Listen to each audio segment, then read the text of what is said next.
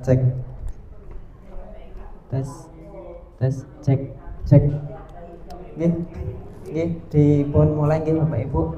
Bismillahirrahmanirrahim. Assalamualaikum warahmatullahi wabarakatuh.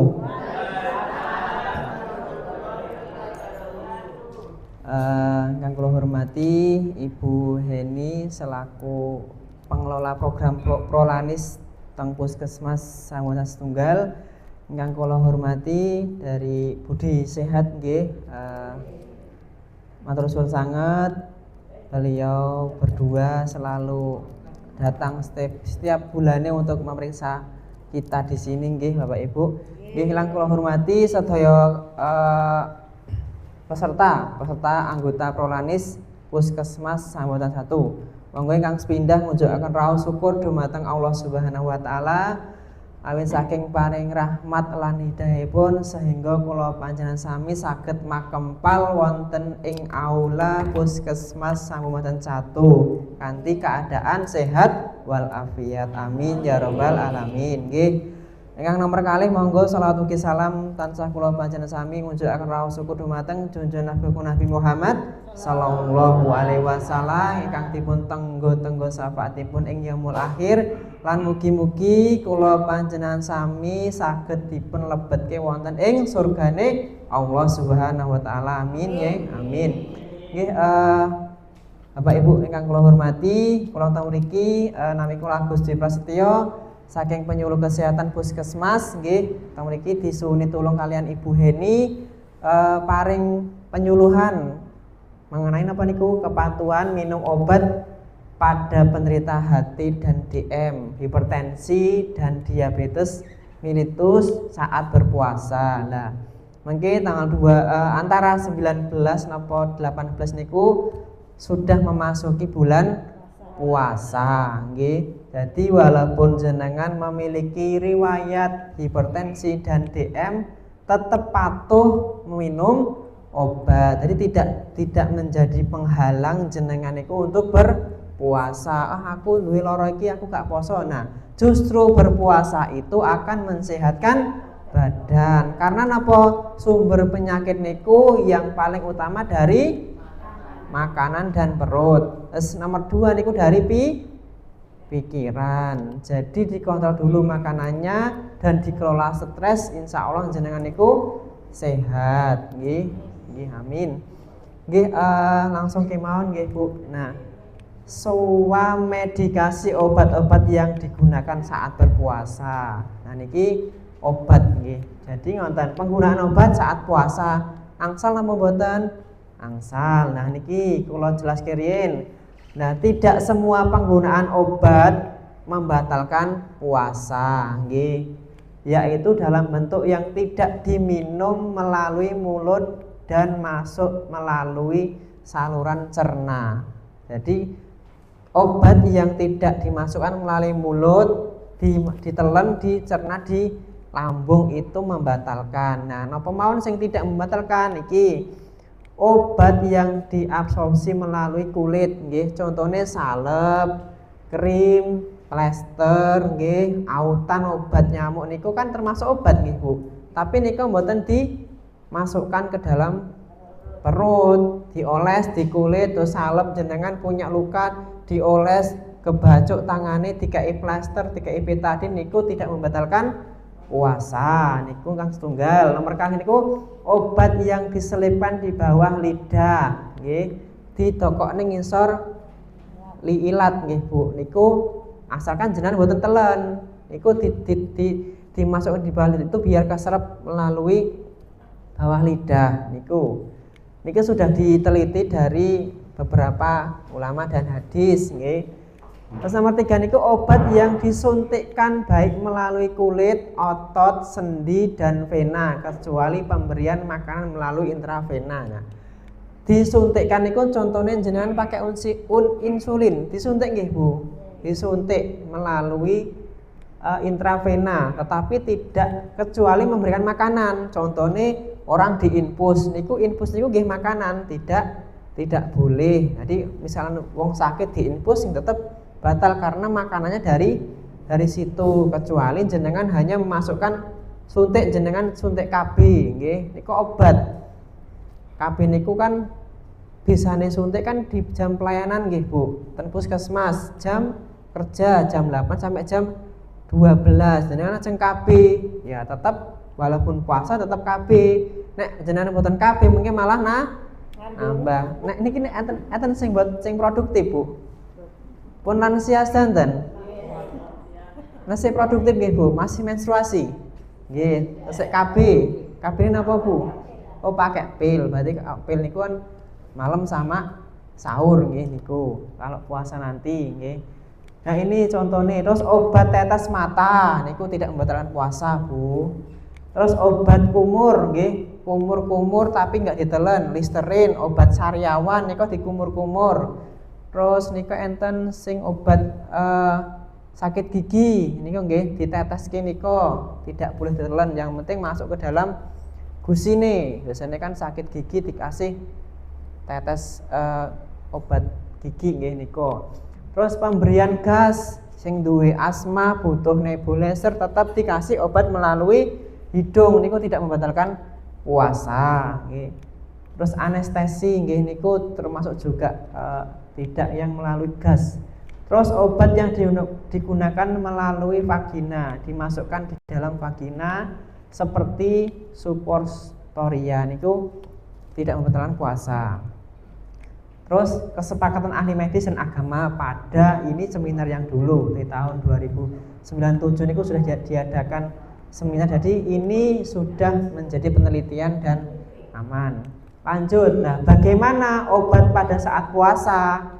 Perubahan jadwal waktu minum obat mungkin dapat mempengaruhi efek terapi obat nggih benten. Terus karena itu perlu kehati-hatian dalam merubah jadwal minum obat, konsultasi dulu. Nah ada yang obat niku diminum 1 kali 1 enten nggih Bu, jenengan 1 kali 1 atau 2 kali 1? 2 kali 1. Nah ini tergantung dosisnya. Jenengan sudah tinggi 1 kali 1, nek sini jenengan pun dosisnya mau tinggi berarti 2 kali 2, nanti enten sing 3 kali 1, ada yang 4 kali 1. Niku tergantung kondisi kesehatan masing-masing. Obat yang diminum 1 kali 1 sehari tidak ada perbedaannya ketika digunakan saat puasa. Dapat digunakan saat malam hari ataupun saat sahur. Nek 1 kali 1 nggih. Nek 2 kali 1 bisa digunakan waktu buka puasa dan juga sahur niku. Terus bagaimana dengan obat yang harus diminum 3 sampai 4 kali sehari? Biasanya pagi, siang, sore. Nah, ini kan puasa. Jadi siang nggak boleh minum obat karena minum itu harus melalui mulut nggih, melalui pencernaan itu membatalkan puasa. Nah, contohnya jenengan ada Captopril nggih Bu untuk obat hipertensi. Nah, itu ada yang diminum 2 sampai 3 kali nggih. 2 kali gampang, sahur sama buka. Tapi kalau 3 kali berarti dibalik waktunya Bu. Buka puasa 1, sebelum tidur jenengan jam 12 atau jam setengah 12 ini itu minum lagi. Dan nanti jam 4 sahur minum lagi untuk yang 3 kali 1. Memang akan berbeda ketika nanti diberikan siang. Sedangkan kan waktu puasa siang itu kan aktivitasnya nggak tinggi seperti hari biasa. Jadi diminum waktu malam. Niki nggih tetap berjalan walaupun jenengan berpuasa. Tesik nglaksanake puasa to Bu? Masih kuat to Bu? Kuat nggih, kuat niku. Sebelum dipanggil ajalnya niku kita tetap wajib melaksanakan puasa. Kecuali apa?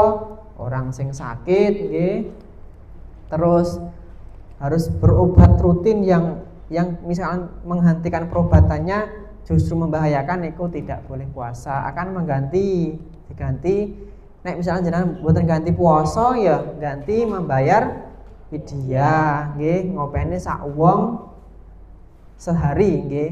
Jenengan 30 hari enggak puasa berarti jenengan ngopeni 30 dina wong enten sampingin jenengan. Misalkan sedina kuwi entek wong wingi 20.000 nggo mangan nggih. Berarti 20.000 dikalikan 30. Jenengan punya pandangan, aku ora poso dina iki tak ngekeki mbah sing sing loroke selama 30 hari. Misalnya jenengan itu enggak ada 30 hari. Karena napa nek misalnya mengganti di lain hari, jenengan pun sepuh mboten kuat, enggak bisa mengganti, harus bayar nggih. Niku. Nah ini nggih bayar fidyah nggih. Nek masih muda niku misalkan menstruasi mengganti hari yang lain, tidak boleh diganti bayar nggih. Harus mengganti karena masih kuat. Terus niki nggih Bu, misalkan 4 kali, enten sing 4 kali Bu niki.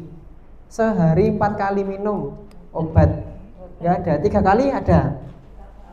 Maksimal 2 kali nggih, 3 kali. 2 kali paling 2 kali niku gampang Bu, sama pagi sahur sama berpuasa.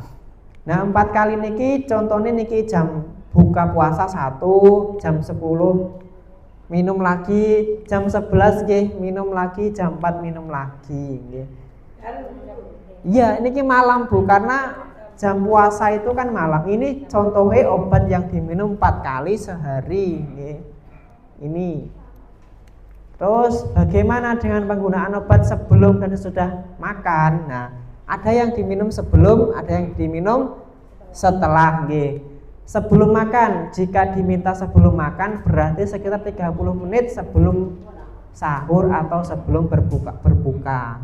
Ketika berbuka cukup minum air, nunggu setengah minum air terus minum obat dulu, nunggu setengah jam baru makan. Sama seperti sahur, misalkan harus sebelum makan, berarti sebelum sahur niku harus 30 menit dulu minum obat. Nih, setelah makan artinya kondisi lambung berisi makanan kira-kira 5-10 menit setelah makan ini. Kalau setelah makan itu biasanya kan jenengan harus setelah makan minum obat. Jadi jangan makan itu dipepetkan dengan waktu imsak nggih, karena jenengan butuh jeda untuk makanan itu dicerna dulu baru minum obat nggih. Jika ada obat yang harus diminum tengah malam sesudah makan, maka perlu diisi dulu dengan roti atau sedikit nasi sebelum minum obat niki.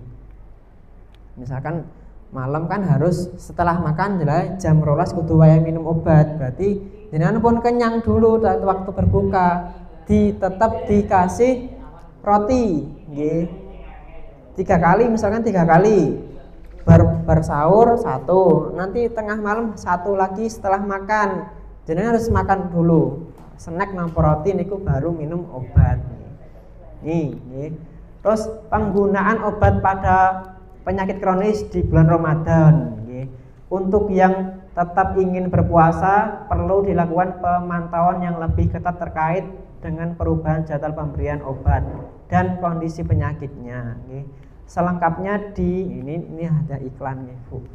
Terus 1 nggih Bu, obat diabetes atau kencing manis. Nah, obat kencing manis harus diminum setiap hari tak terkecuali saat berpuasa nggih.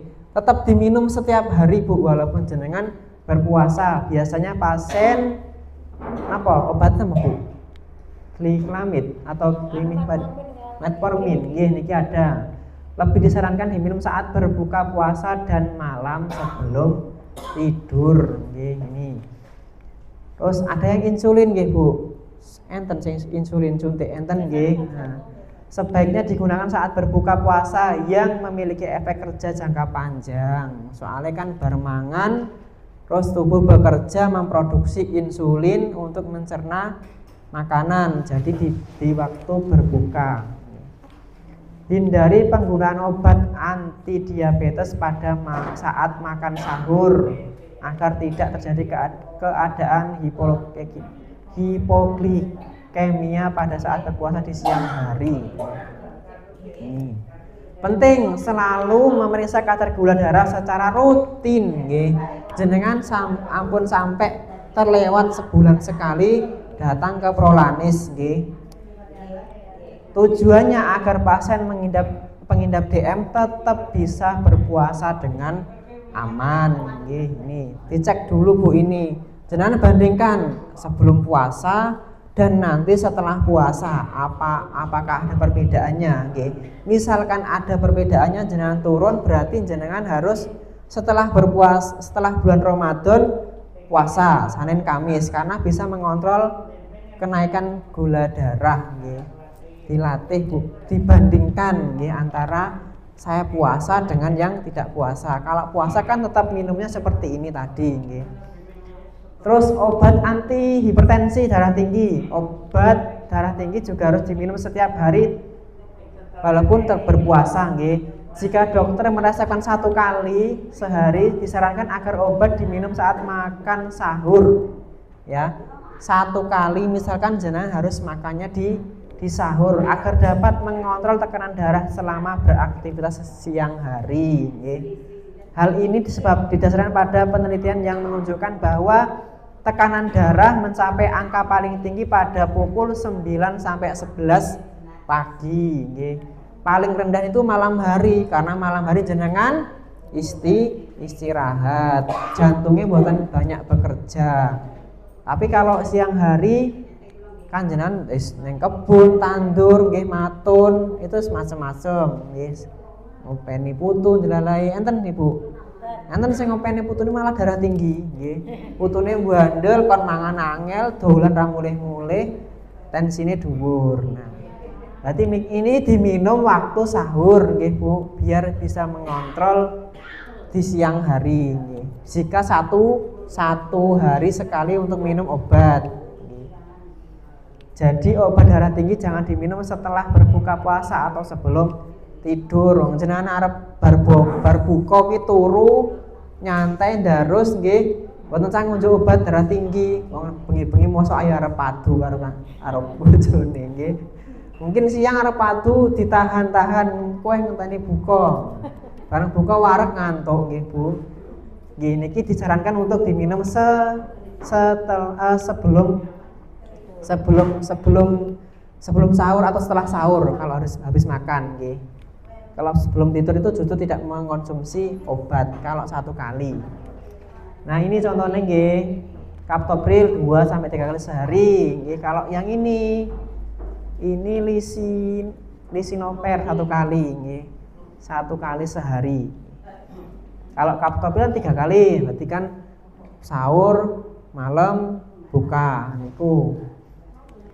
Nah, obat mah itu kan sebelum makan. Berarti kan jika obat yang dirasa niki ada yang punya sakit mah. Ada nggih Bu. Nah, berarti kan double nggih.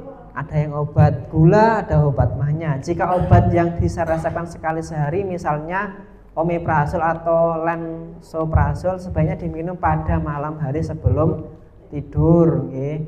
Sedangkan obat omah yang diminum 2 kali sehari perlu seperti ranitidin atau ini maka hendaknya diminum saat malam hari sebelum tidur dan pada waktu makan sahur. Sebelum tidur lah, tidurin jenengan jam berapa? Harus dikontrol istirahatnya Bu. Berarti walaupun harus ada jarak, walaupun tidurnya jam 1, jam 4 ngombe ya. Berarti kan sebelumnya itu harus ada jarak jeda obat nih kalau harus 2 kali nih. Hal ini disebabkan asam lambung mencapai kadar paling tinggi pada saat dini hari, sehingga sebaiknya diminum malam hari untuk mencegah kenaikan asam lambung yang berlebih nih. Asam lambung itu tingginya itu malam, berarti minum obat mahnya itu sebelum tidur. Obat penurun kolesterol, ada nggih sini yang punya kolesterol nggih? Sebaiknya diminum obat penurun kolesterol pada pukul 7 sampai 9 malam, mengingat metabolisme kolesterol itu paling giat pada malam hari karena jenengan habis berbuka nggih, mencerna terus. Nah, selama berpuasa dan selalu konsultasikan obat pada dokter atau apoteker jenengan sedanten di sini kalian Bu Heni nggih. Dokternya Pak Dokter Muzani nggih ada. Setiap bulannya jenengan kontrol rutin, nanti cek lab, cek hasilnya kan nanti kan keluarnya kan nanti diumumkan nggih Bu. Bisa diambil hari ini pengambilan obat. Bisa enggak Mbak? Oh ya. Nah itu nggih niki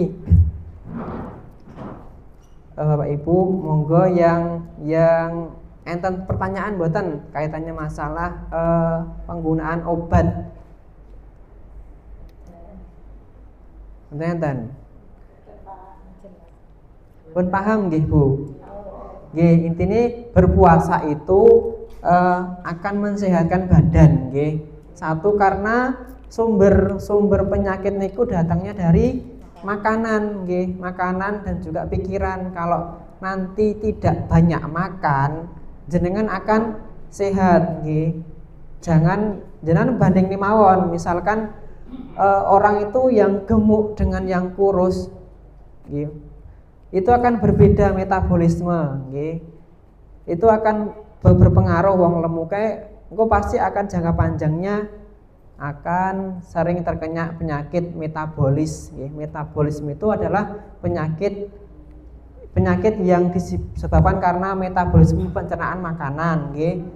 Tensinya naik itu karena konsumsi sekarang itu kan banyak macam nggih Bu. Dulu itu orang-orang zaman dulu niku mengkonsumsi banyak sayur nggih, daging ngopeni pitik wae iso neng kebun nggih. Sekarang itu banyak makanan itu yang siap makan nggih Bu, siap olah, udah generasinya sudah berbeda. Itu akan mungkin 20 tahun lagi akan banyak orang itu terkena kanker nggih. Karena apa? Banyak yang dikasih pengawet nggih, pengawet nggih, pewarna, perasa, penyedap nggih. Contone dulu makan ayam dadak ngingu nggih Bu. Ngingu neng mburi omah nek urung gede, urung dibeleh. Ndok ya sami, ndok niku zaman dulu tuh jarang beli.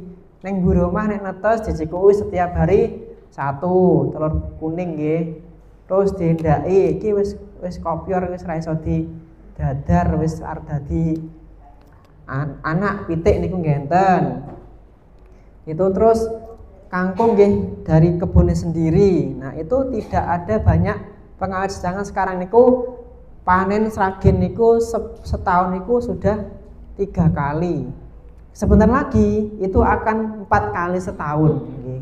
Panen beras niku contohnya niku. Nah, terus ayam niku dalam waktu 2 bulan itu sudah bisa dijual. Ngingu pitik potong niku lho Bu, 2 bulan 3 bulan itu sudah panen besar nggih. Karena apa? Semua disuntik, dikasih makanan-makanan yang diproduksi dengan penambahan gizi-gizi yang instan, cepet nggih niku. Terus makanya banyak peternakan akhirnya bingung dia akan menjual. Bingung kan, nggak setiap hari itu mengkonsumsi ayam. Banyak sekarang yang jualan ayam chicken nggih, chicken dari ayam-ayam potong yang diproduksi pabrik misalkan. Di sini tuh yang paling banyak itu daerah Plumbon nggih Bu. Plumbon itu banyak yang ngopeni pitik niku nggih. Niku kan banyak. Niku kan dijualnya nggih penjual ayam. Sini ada yang menjual ayam Bu? Nggak ada nggih. Itu cepet nggih. Makanya kok setiap 10 meter itu pasti ada penjual ayam 10 meter, 1 kilo lah, 1 kilo. Misalkan ini Sonorejo iki lah contohnya Bu. Ngarep SMP ki enek, terus engko ulon neh Mahbang ada lagi nggih. Ulon neh ada, setiap kilo masih ada yang namanya jual fried chicken nggih. Terus itu makanan, itu nggih siap makan. Terus dengan lihat penjual frozen yang nugget, sosis, terus bakso, ikan itu banyak banget juga. Itu dari olahan makanan-makanan yang siap saji. Itu memang sekarang diproduksi. 20 tahun lagi atau enggak sampai itu banyak anak-anak yang terkena penyakit kanker nggih. Jadi mohon hati-hati kepada generasi kita nggih. Luwih rekoso sithik tuku lele, tuku ayam yang Jawa. Nek Jawa niku aman Bu. Nek potong niku nggih bahayane niku, tapi nek Jawa niku kan ngingu rata-rata ngingu ngedol mbah-mbah ngedol ning pasar niku. Kan harganya agak tinggi nggih. Tapi nek jenengan anak putune kok dibeliin sosis yang siap saji, ada yang sosis siap makan. tinggal dibuka dimakan itu ada. Itu akan memperburuk gizi nanti ketika 10 tahun yang akan datang.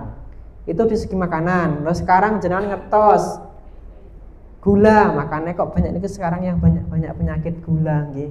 Karena apa? Setiap 10 meter ada yang menjual es teh nggih, es jumbo. Itu hampir semuanya itu suka nggih. Dari kalangan anak sampai orang tua, dewasa, lansia pun suka yang namanya es teh nggih. Zaman dulu wajar teh hangat di rumah nggih. Sekarang itu ditambahi es teh nggih. Es teh terus ditambah lagi pemanis gulanya yang gula sintetis nggih. Makanya cepat manisnya beda. Itu memang baik nggih. Kok enggak baik? Mboten sae nggih, Bu. Karena gulanya itu yang menyebabkan metabolisme kita itu menaikkan gula. Terus tehnya kalau untuk anak-anak yang usia kecil sampai remaja nggih, itu mempengaruhi penyerapan zat besi. Jadi makanya anak-anak itu sekarang itu yang anemi itu banyak karena sering mengkonsumsi teh nggih. Karena mengurangi penyerapan zat besi nggih. HB-nya rendah nggih. Itu dialami anak-anak remaja. Kalau anak balita itu kalau bisa jangan dikasih teh nggih, Bu, karena juga mengurangi penyerapan zat gizinya itu. Untuk kolesterol nggih sama. Kolesterol niku sekarang niku asalnya dari yang lemak-lemak. Kalau lansia itu jenengan itu sudah tidak lagi butuh yang namanya lemak-lemak nggih, Bu. Lemak ini kan mau kulit, jeroan, terus daging yang kulit niku enggak boleh. Yang dibutuhkan lansia itu adalah makanan yang banyak mengandung sayur, buah nggih. Sing seger-seger. Jenengan wis tuwek makmi ya sing seger, ampun sing butak-butak nggih. Nek isih enom sing butuhne butak, santen, terus jeroan, telur kuning niku anak-anak itu yang dibutuhkan. Jangan dibalik gitu. Jangan dibalik, anak-anak dikai sayur terus. Jenengan bibine enggak naik-naik nggih. Karena sayur niku ngawetke enom, wis cilik ditambahi sayur yang awet enom, awet cilik terus nggih. Mboten sak gede-gede atus kula niku nggih. Kok mangane oke ya rasa gede-gede. Niku. Nggih niku nggih. Niku mawon nggih Bapak Ibu. Nah, monggo enten sing tanglet mboten? Kopi mboten napa-napa kopi niku nggih. Nah, gula itu gulanya, Bu, dan juga pengawet makanan. Sekarang itu banyak tuh yang senang gudeg, es beng-beng nggih. Itu satu gulanya itu bukan gula murni, gula sintetis. Gulanya sedikit tapi cepat manis nggih. Itu nggak bisa sering-sering. Itu efeknya nggak apa-apa. Sekarang aku ijek enom, ijek proses metabolisku ijek aman, tapi kan kita merancang untuk 10 tahun lagi. So aku lansia aku ki resik seperti bapak-bapak enggak ngono lho. Jadi saya pengen masa muda niku ya produktif, maem sing enak-enak, sok nek tuwekku iki ya gak ngrepotke anake nggih. Engko malah dikei penyakit anak putuku sing ngopeni kontrol teng rumah sakit setiap hari, kan kita nggak diminta seperti itu nggih. Tapi nggih monggo niki sudah menjadi jalan takdire nggih. Jadi nggih jenengan sudah diparingi tubuh yang seperti ini, dirawat nggih, dikonsumsi obat yang diberikan dan juga rutin kontrol ke puskesmas. Nggih, mekaten nggih Bu, Bapak Ibu ingkang dapat kula sampaikan. Soalnya mungkin jam 9 kula rapat teng Sragen, dadi buat saged dangu-dangu mungkin dilanjut kalian Bu Heni nggih. Nggih niki Bu terakhir kelompok parutan digawe santen nggih. Sedaya kelepatan kula nyuwun pangapunten. Mugi-mugi anggenipun nglaksanake ibadah puasa diparingi kelancaran lan mungkin saged kepanggih melih bibar lebaran teng prolanis melih sekalian halal bihalal. Nggih, mugi-mugi mengke diparingi kesehatan lan menjalankan ibadah puasa diparingi kelancaran lan boten bolong nggih, kecuali sing menstruasi nggih bolong nggih. Mbah-mbah nggih sami, bapak-bapak nggih sami puasa nggih tetap istirahat, dijaga kondisinya dan tidak boleh kelelahan. Ampun sampai jadi alasan karena saya punya penyakit tidak melaksanakan puasa.